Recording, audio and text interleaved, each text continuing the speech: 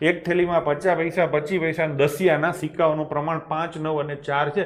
થેલીમાં કુલ 206 રૂપિયા હોય તો થેલીમાં 25 પૈસાના સિક્કા કેટલા હશે? આ 25 પૈસાના સિક્કાનો આંકડો છે,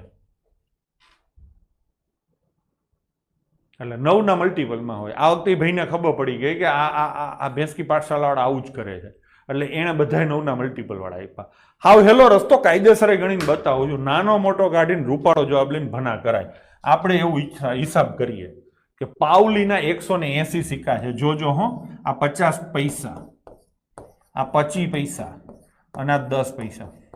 ભાઈ કોઈનો ઉતાવળ નથી ને, આપણે કાયદેસર જ હાલીએ છીએ હો. ભલે થોડુંક લાંબુ થાય પણ હરખી રીતે સમજ. આ તમારું લેક્ચર જ હાલે, પેપર સોલ્યુશન નથી એમ માનીને જ લે.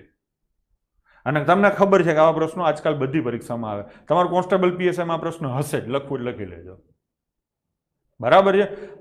તો લઈશું હવે 25 પૈસાના સિક્કા તમે 180 લીધા, જવાબ ઉપરથી કરીએ એટલે આના કરતા છોકરાઓ 20 ગણું કર્યું તો આ 20 ગણું થાય એટલે કેટલા સિક્કા થાય? 100. અને આ 20 ગણું થાય એટલે કેટલા સિક્કા થાય? 80. હવે તમે મને કહો કે 100 આઠાની 50 પૈસા એટલે અડધો રૂપિયો કહેવાય. 100 અડધા રૂપિયાના સિક્કા છે એટલે આની કિંમત 50 રૂપિયા થાય ને.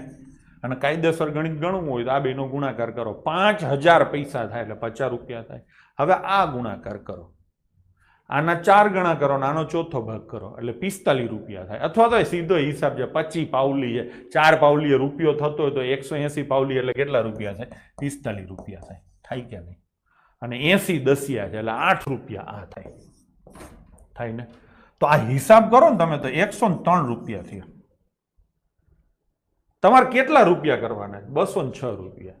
મોટા તૂટો આવ્યો તો ડબલ કરી દઉં, ડબલ કરી દઉં તો આ સીધું ડબલ થાય. આ બધું ડબલ જ થાય, બસ થઈ ગયું. તો કેટલી પાઉલી હોય? 180 ના હોય, 360 થઈ ગયું કે નહીં? તો જવાબ શું આવશે? 360. હવે મારે કાયદેસર નથી કરવું, આ બરાબર છે, મને ખબર તમને આમાં મજા આવી તો આમ જ કરાય.